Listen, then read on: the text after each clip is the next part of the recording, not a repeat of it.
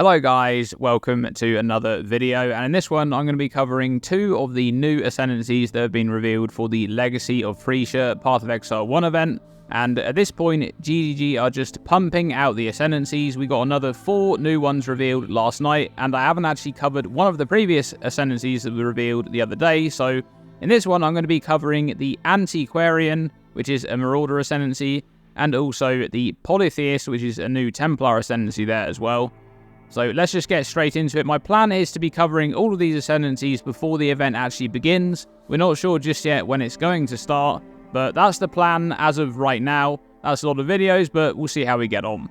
So let's begin with the Antiquarian. This is a Marauder ascendancy, and this ascendancy is just kind of completely ridiculous. A bunch of the ascendancies have a lot of different themes going on, a lot of things where they interact with each other. This one does have some themes, but a lot of the things just don't really interact at all, and there's just a lot of random stuff going on, but it's still a really cool ascendancy, and I think you can do quite a lot with this one. So let's begin with this left branch over here, the Calguran Armor branch. It begins with this node here, and it's all about ward. So first of all, we have Exhibit 377, Calguran Armor. So gain ward instead of 50% of armor and evasion rating from equipped body armor. Now this stat already exists in the game. It exists on the Yinda's stand belt, and this actually comes from the Settlers mechanic, which we already know is going to exist in this league, as it's going to be part of that actual league. Once your character's finished, they're going to be going into the Settlers league, as that's the parent league. So you're going to be able to get this belt in this league, and that means that you can actually combine that with the Antiquarian to have 100% of your armor and evasion rating from equipped body armor gained as ward instead. Now, one thing that you can do with the Yinda stand belt is actually apply defense catalyst to it to increase this up to 60%. However, I'm not 100% sure if that's going to work or not, because that would mean that you would have a stat that says gain ward equal to 110% of armor and evasion rating from equipped body armor, which may work. However, the way this modifier actually interacts with the body armor is that it makes this percentage disappear from your body armor and be gained as ward before the body armor is actually scaled based on your armor and evasion increases and things like that. So I think that it may only be able to actually take what exists and convert it into ward, but we'll have to wait and see exactly how that interacts. However, this is extremely strong because you can craft a ridiculously high amount of evasion and armor coming from the body armor, and one thing that you might want to do there is actually make use of a Conquest Lamellar there, which is the best armor and evasion base. This is the one that can provide you with the highest amount of those two stats, and you can get a ridiculous amount from this. You can get around 7,000, I think, or something like that combined together. That's a lot of evasion and armor, and if you're gaining 100%, if you're doing that combo that we just discussed with this node here and the Yinda stand, that's going to be 7,000 flat ward. Now, ward is a mechanic where it's basically a shield, a little bit similar to energy shield almost, but it's a shield that protects above energy shield and life, so it would first go through ward, and then it will go to energy shield, then life. And the way ward works is it's only going to defend you against hits.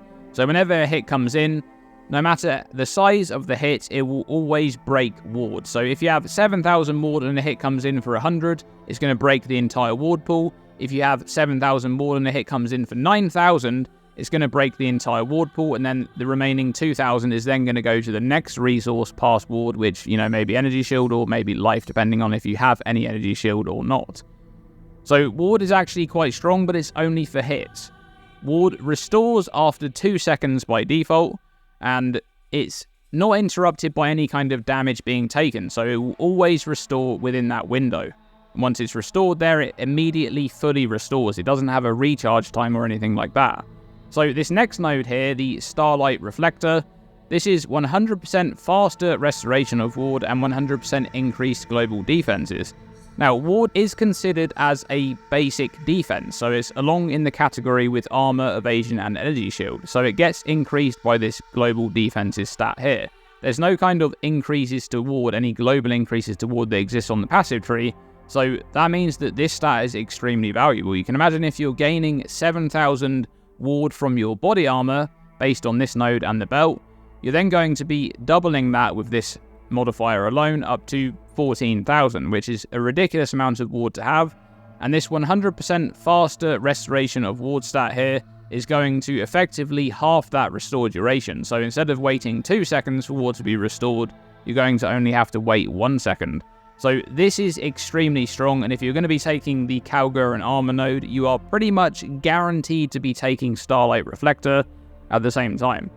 Now, once you have all of that insane amount of ward, which, I mean, it really is a lot of ward that you're going to be getting. This is probably going to be the most amount of ward you can ever obtain in Path of Exile with this ascendancy. And one thing that you could consider using is Night Grip. So Night Grip is a unique pair of gloves. They only drop from Expedition content. And what these gloves do is it allows you to gain added chaos damage equal to 10% of your ward, but as a trade-off, it makes 75% of the damage you take bypass ward. So this is quite a heavy downside here. It means that that shield that you have is no longer as useful as it would be because it's not protecting you against the full hit. It's only protecting you against 25% of that incoming hit. The rest already bypasses ward and goes straight to the next resource. But you gain 10% of your ward as flat chaos damage added to either attacks or spells that you're doing. And that is going to be an extreme amount of flat chaos damage. We just discussed that you'd be able to get around 14,000 ward just from these modifiers alone. There are other ways you can scale your ward as well, which we'll discuss in just a moment. But, you know, just from that, you're already going to be gaining 1,400 flat chaos damage, which is an absurd amount of flat damage. And that is just really, really strong combination that you could use right there. Now, there's also Runic Tablet here, which is Exhibit 24. This is another node that comes off of Calgar and Armor. And this makes you gain Adrenaline for 10 seconds when ward breaks. So whenever you actually take a hit and ward gets broken, you're then going to gain Adrenaline for 10 seconds. Remember that you can't gain Adrenaline while you already have Adrenaline. Adrenaline is just a really strong modifier to have. 100% increased damage, 25% attack and cast speed and movement speed, and also 10% additional PDR there as well. Just a very strong modifier to have, and this is something that you can take. And it's going to be something I think that you're going to have up quite a lot of the time because you're likely to be taking a lot of hits. It really depends on your build as to whether you have something that actually protects ward being broken, like block for example, or evasion, or whether you're just going for a raw ward build that scales armor and things like that.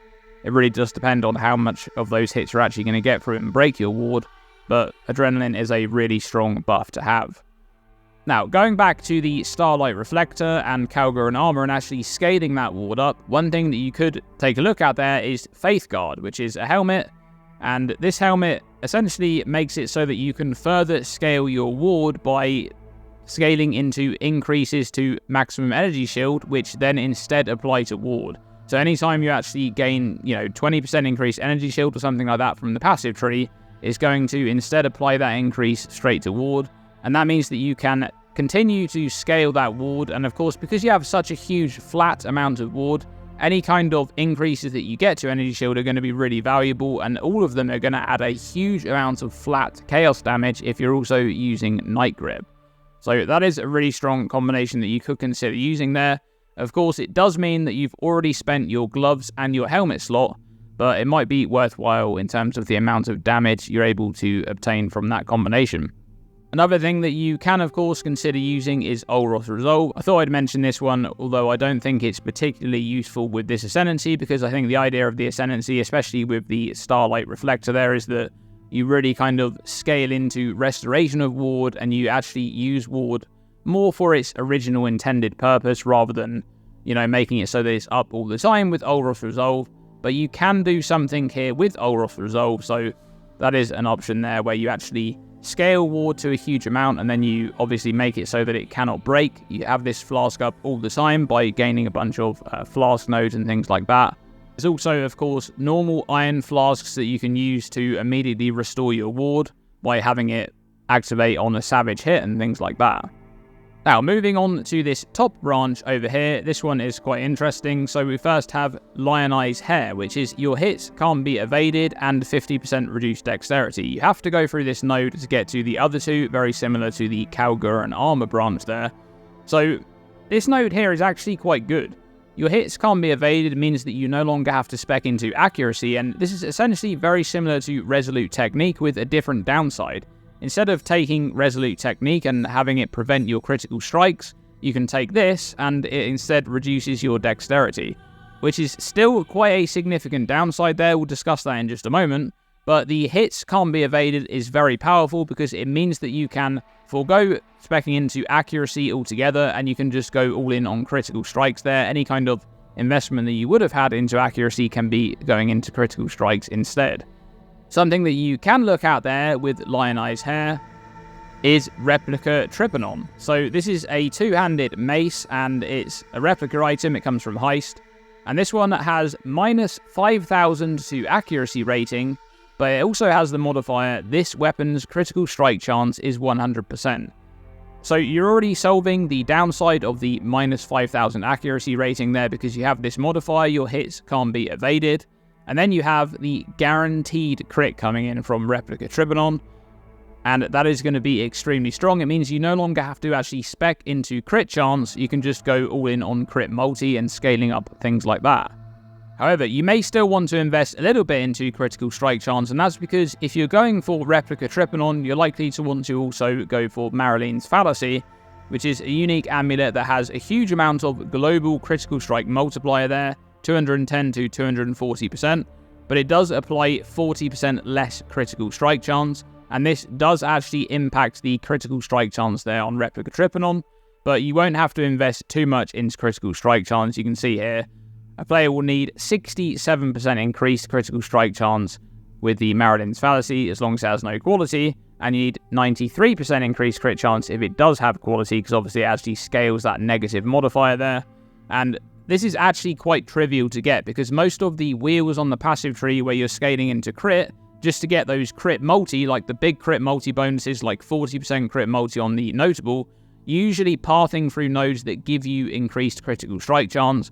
So you're basically just going to be able to get this for free. This is a trivial amount of increased critical strike chance to be able to cap it out.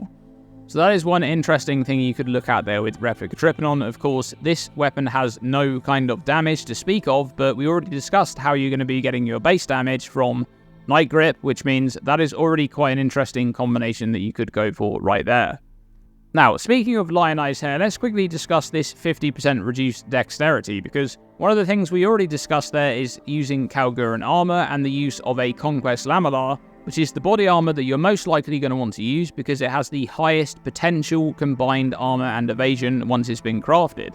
The problem is, this body armor requires 173 dexterity, which means you're going to need a huge amount of dexterity to equip this body armor if you also go for Lionized Hair because of that huge reduced dexterity downside. So that's one thing that you must consider there. You may end up having to go for a full armor setup instead, and that means that you only be required to have a lot of strength to actually equip the body armor, but the highest potential armor that you actually gain from that body armor is going to be lower than the use of a Conquest Lamellar, so that's something to keep in mind.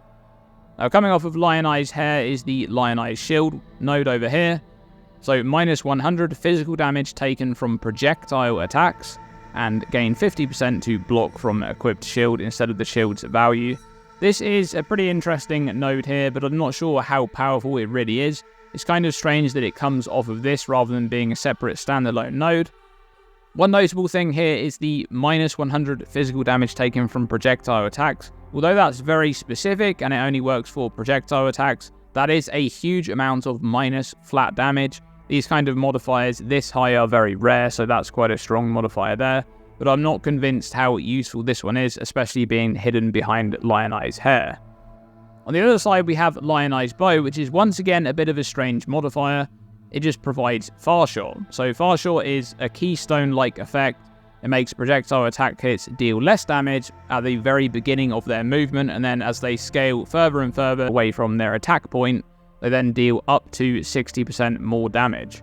This only works for projectile attacks, doesn't work for projectile spells. But something to mention here is that this entire branch up here is actually quite strong on a wander, because you could take Lionized Hair here, you can path up the left side of the tree. Of course, this is a Marauder ascendancy, so you can go up the left side of the tree and into the top intelligence area of the tree there, and you can go for a wander. Make use of Far Shot there for the up to 60% more projectile attack damage. You already have your hits can't be evaded, which means that you can go straight into crit, which is quite strong on wands because a lot of them have very high base crit chance and quite easy to scale up your crit chance from there. And then you can also go for the shield node there as well. Defensively, this is actually quite strong, especially on unique shields that have a fairly mediocre base block chance. That's quite a strong combination you could go for there, and an interesting wand setup. Now moving on to the final branch over here, and once again it's another 3-point branch, and these two nodes come off of this one right here, which is Goliath Knuckle. You have no intelligence, plus 150 to strength. What an absolutely bizarre node. Now, you have no intelligence is an incredibly terrible downside. I can't really express just how bad that is. That is absolutely terrible. And there's basically two ways to look at this. You're either going to not use any kind of intelligence gear or intelligence skills, or you're going to have to use a keystone called Supreme Ostentation. And that's a timeless keystone, which makes it so that you can ignore attribute requirements. That means that you can still equip gear with intelligence stats, you can still equip intelligence skills, but as a downside, you gain no inherent bonuses from attributes. And the problem with this setup here is that downside there is just so impactful that I'm not sure if this is going to be all that good. So the whole point of stacking strength, or really stacking any attribute, is that you kind of double dip or even triple dip that attribute stacking. So what I mean by that, for example, is let's say you decide to stack strength and you make use of Replica Alberon's Warpath to gain a bunch of added chaos damage to attacks. How you actually go about benefiting from that increased strength there is that you first are gaining a bunch of added chaos damage to attacks, and then you take the inherent bonus of strength, which is increased physical damage to attacks, and you convert it into increased spell damage using Iron Will, and then you convert that increased spell damage into increased attack damage using Crown of Eyes. So you're essentially kind of double dipping, or in some cases with other types of stacking, you can sometimes even triple dip the actual stacking of attributes. Now, there is going to be some things that you can still do with this node, of course. You can still stack up different things and actually benefit from them. But for example, for that particular case that I just showed off there, where you're using Replica Alberons and you're then using Iron Will along with Crown of Eyes, well, that doesn't actually work because Crown of Eyes requires a huge amount of intelligence to equip. And if you're taking this node, you have no intelligence, and one of the ways to solve it there would be to use Supreme Ostentation, which then removes the inherent bonuses, which means you no longer gain that increased physical damage to attacks, which means you can't gain any spell damage from Iron Will, and you gain nothing from Crown of Eyes. So this node is very strange, and I think we're mainly going to see people making use of this in terms of one of the other nodes here coming off of it, which is the Whale Tooth Bangle. So this is 1% increased duration per 10 strength. There is going to be some shenanigans that you can do with this. One interesting thing to note there is actually the wording, 1% increased duration. It does not specify increased skill effect duration, which is the most common version of this stat. This, once again, as I mentioned in a previous video, may be a wording thing. It could be that the wording is incorrect here, and when we actually get into the game, once the event actually begins, the wording on this modifier may have changed. But if this is indeed 1% increased duration, it means that it affects all things that have a scalable duration, not just skill effects. And that means, for example, you could do something like Soul Eater, and keeping Soul Eater up permanently with the use of Zervi's Heart, or another way to actually gain Soul Eater. This grants Soul Eater for 20 seconds when you use a Val skill, and that means that with that increased skill effect duration there, you're going to be able to actually keep it up all the time. Another thing that you could consider doing with the duration stacking is, for example, Bone Shatter Trauma stacking, or Earthquake of Amplification there, where you just kind of scale the duration like crazy. This one could be interesting in a strength stacking build with Pillar of the Caged Gods, for example. There's also the Val Lightning Strike duration there, because remember, this is a Settlers League, which means that the Kalguran Runesmithing enchantment for 100% reduced soul gain prevention duration, that's still going to be in the game, and that's something that you could consider doing there. However, overall, I'm not convinced, really, with these two nodes. There is, of course, Turtle Shell there as well, which is a little bit of a weird one, especially, once again, this one kind of reminds me of the block node. It feels like it shouldn't be coming off of this first node here, but a little bit of a strange positioning there. This is 1000% increased stun and block recovery, so very similar to Immutable Force there. And this might be an interesting thing to play around with for a cast when stun setup in SSF if you can't get the jewel. But otherwise, I'm not sure why you would spend 2 of your ascendancy points getting this node when you could just use a dual slot for Immutable Force. Overall, this is a very interesting ascendancy. I think the ward-based stuff, especially in combination with attacks, have huge potential there. I could see a build, for example, where you stack a bunch of ward and you use Night Grip, and then you use something like Lightning Strike or Molten Strike of the Zenith or something like that to do a lot of damage. That's going to be really strong. I'm not convinced about the strength stacking stuff with duration. We'll have to wait and see for that, but I'm pretty sure that someone will come up with something that's quite broken with that. So now we're moving on to the next ascendancy. It's the Polytheist, which is a Templar ascendancy, and this is ascendancy which is basically based around all of those god-themed unique items, and you kind of gain all those bonuses from the ascendancy nodes instead of those uniques. So let's go through this ascendancy. So we'll begin up here with Gruthkull, and this is a node that comes right off the beginning, and it's plus 300 to max life, regen 8% of life per second, and then you have these really bad downsides here. Spell skills deal no damage, and your spells are disabled. This is likely the worst downsides in the game on any modifier on any keystone. This is absolutely terrible. This means that you can't use any kind of auras or pretty much any reservation skill, as they're all spells. It pretty much means that you are limited to attacks and war cries. That's almost the only things that you can use in the game. And of course, you do get a huge amount of life here. You do get some regen. And if you want to play a meme build, I would say that you could do something here where you stack this node with Gruthkull's Pelt. This is where the inspiration came from for this node. So Gruthkull's Pelt gains 100% increased global phys damage. That's nice for a physical attack build. You get up to 300 maximum life. There's regen 10% of life per second there, and you also get some character size, and you get the same downside there. Spell skills deal no damage, and your spells are disabled, which of course you'd already have from the Polytheist node. So stacking those up together doesn't really do anything additional there. And it means that you're just going to have an incredible amount of flat life coming in and a ridiculous amount of regen. You could play a build there where you basically have a huge amount of life and regen. I looked at the tree a little bit, and including the increased life regeneration rate, you could probably get somewhere between 30 and 35% of life regenerated per second. That's quite crazy with a life stacking build. But the problem there is that because your spell skills are disabled, it would be really cool, for example, if you could go for Bloodthirst, but that would mean that you'd need to find a way to somehow get low life against all of that life regeneration without using Petrified Blood, because Petrified Blood is a spell and you can't use it. So a bit of a meme setup there. Now, for the most part, the rest of the nodes in this ascendancy are not meme nodes. So let's go over to the other node that comes off the start here, which goes into this branch, which is Rizlatha.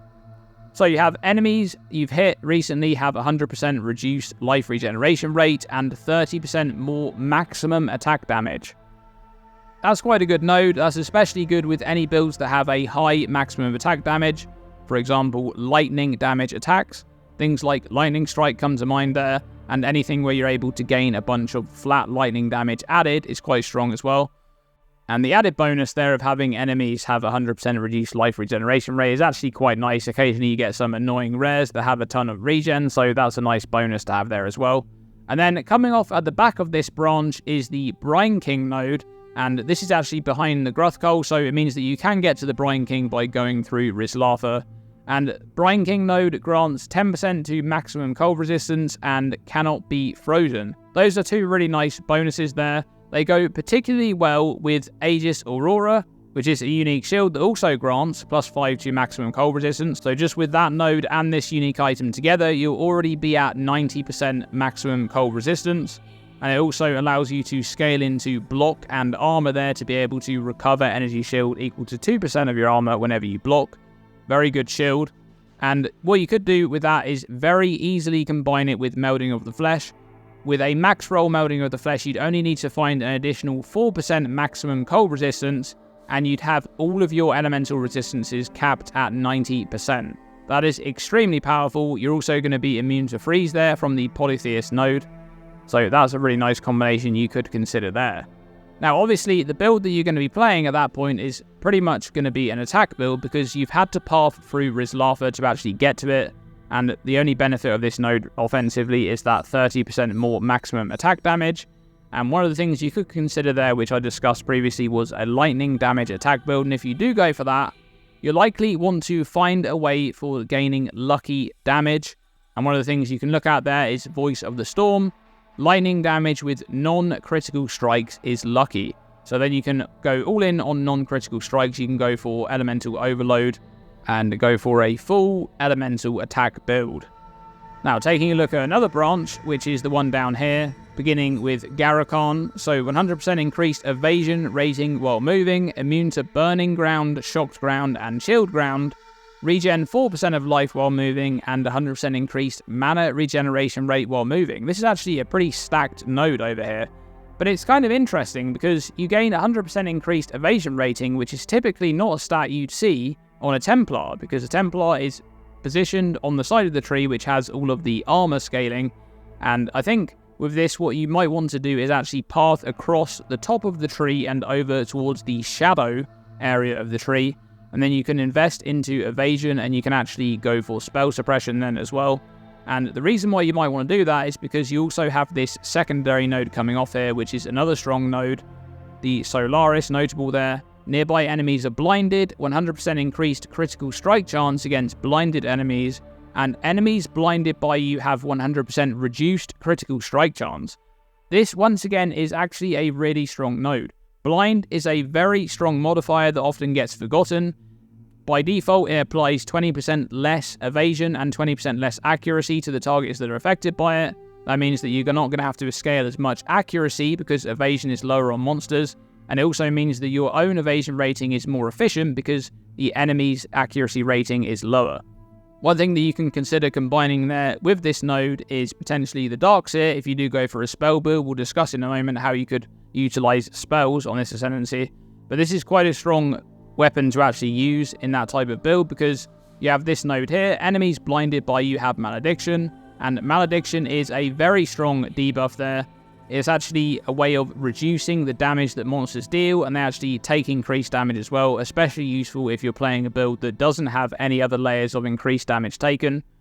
Something else to mention about this Solaris node here is that the 100% reduced critical strike chance on monsters is actually extremely powerful.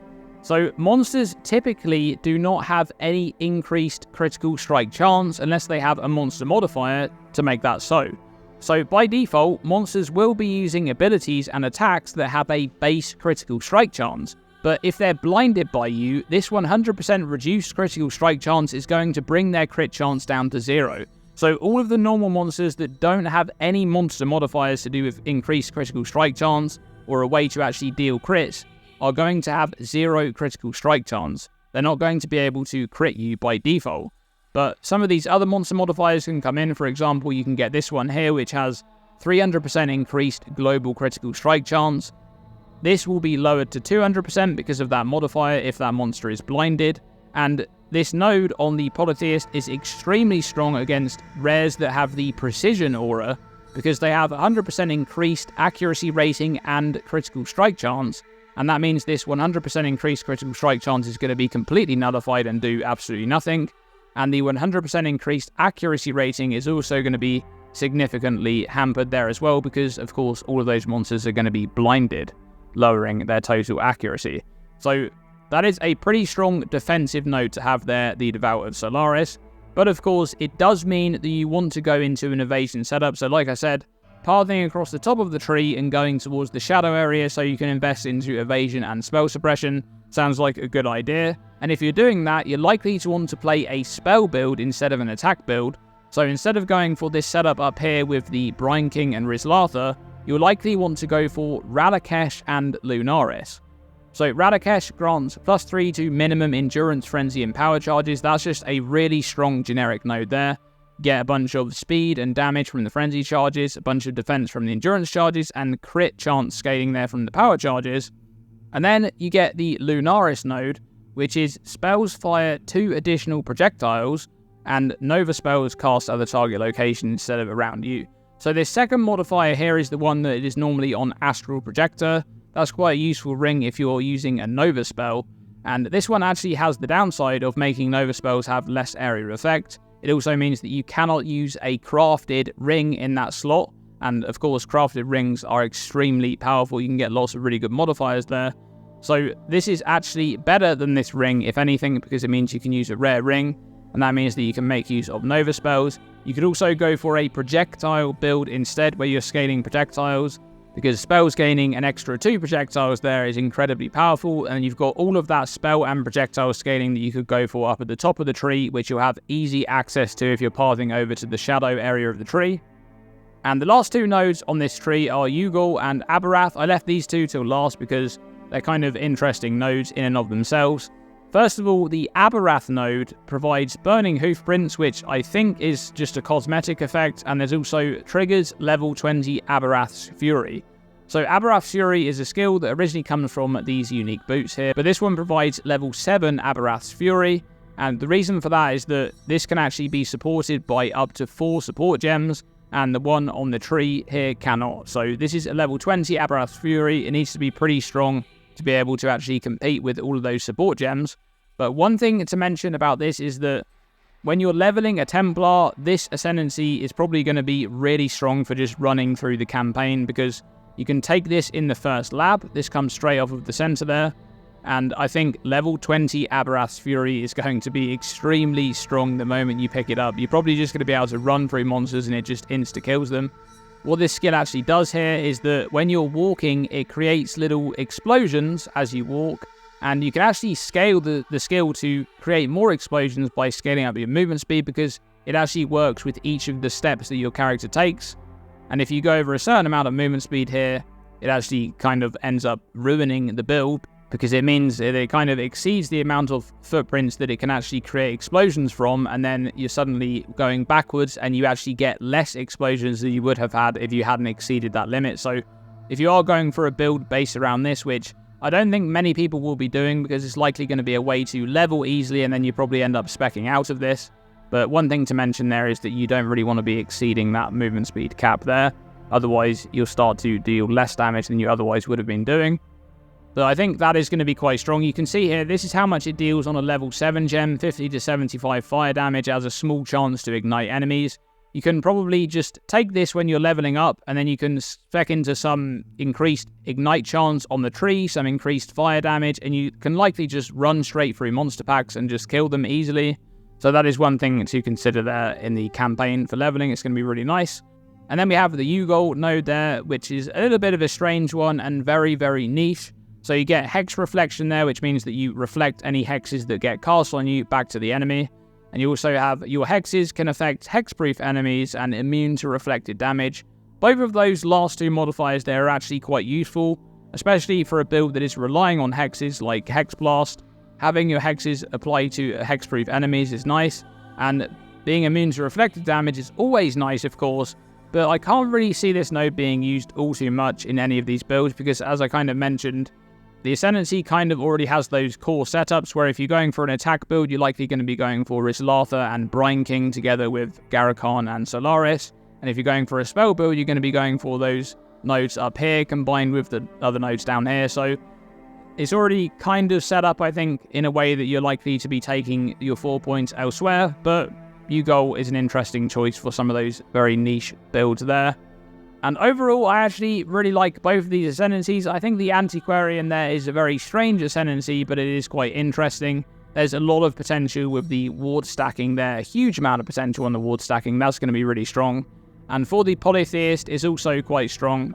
What do you guys think of these ascendancies? Let me know by commenting below. Thanks for watching this video. And as always, stay tuned and stay safe.